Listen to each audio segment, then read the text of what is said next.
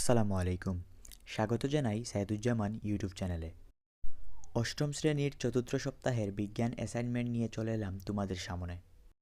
প্রথমেই প্রশ্নের দিকে লক্ষ্য করি। প্রশ্নটি পড়ার আগে প্রথমেই জেনে নেই বিজ্ঞান বিষয়ের শিরোনাম কী হবে। তোমাদের এই বিজ্ঞান বিষয়ের শিরোনাম হবে পরমাণুর গঠন, পারমাণবিক সংখ্যা, ভর সংখ্যা ও আইসোটোপ। তোমাদের এই বিজ্ঞান বিষয়ের অ্যাসাইনমেন্টে একটি সৃজনশীল প্রশ্ন দেয়া আছে।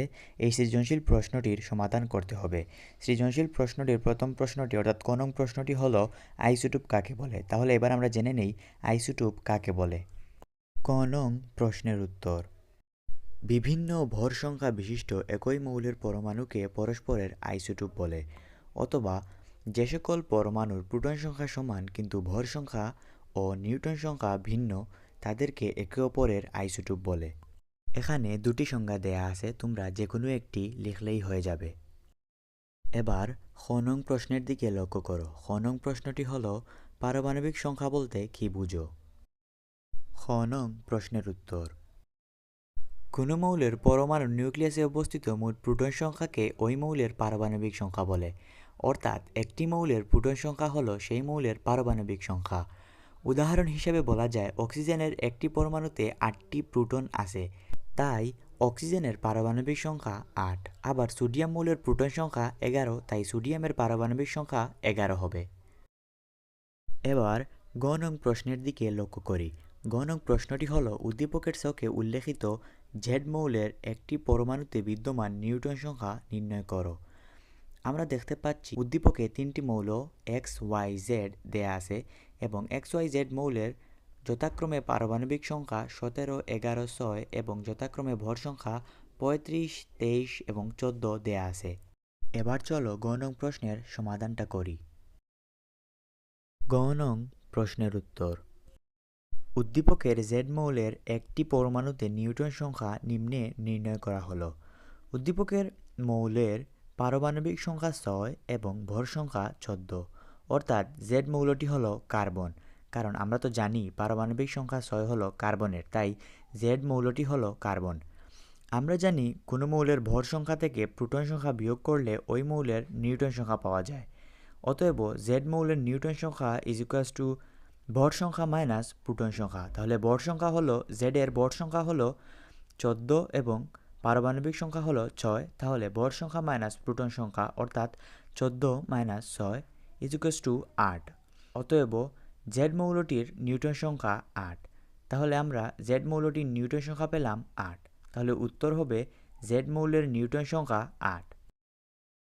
এবার ঘ নং প্রশ্নটি হলো উদ্দীপকের ছকে উল্লেখিত এক্স ও ওয়াই মৌলটির পরমাণুসমূহের সাথে যৌগ গঠন সম্ভব যুক্তিসহ বিশ্লেষণ করো। তাহলে এবার আমরা ঘ নং প্রশ্নের উত্তরটা দেখে নেই।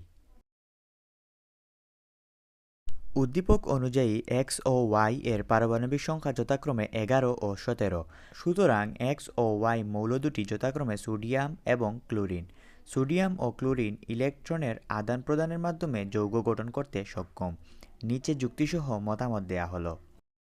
আমরা জানি কোনো মৌলের পরমাণুর সর্বশেষ কক্ষপথে 2, 8, 18 বা 32টি ইলেকট্রন থাকলে মৌল স্থিতিশীল হয়।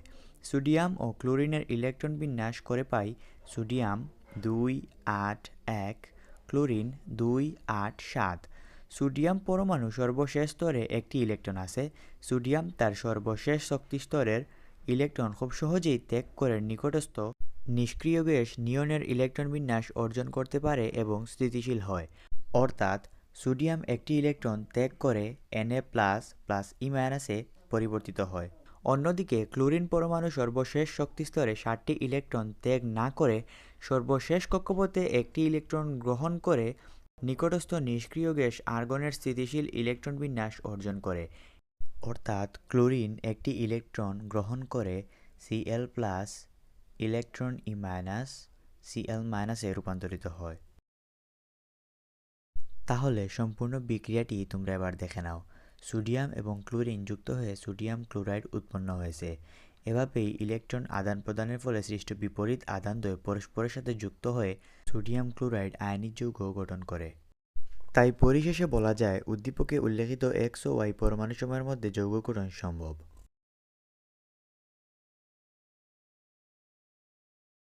এই হলো তোমাদের অষ্টম শ্রেণীর চতুর্থ সপ্তাহের বিজ্ঞান অ্যাসাইনমেন্ট।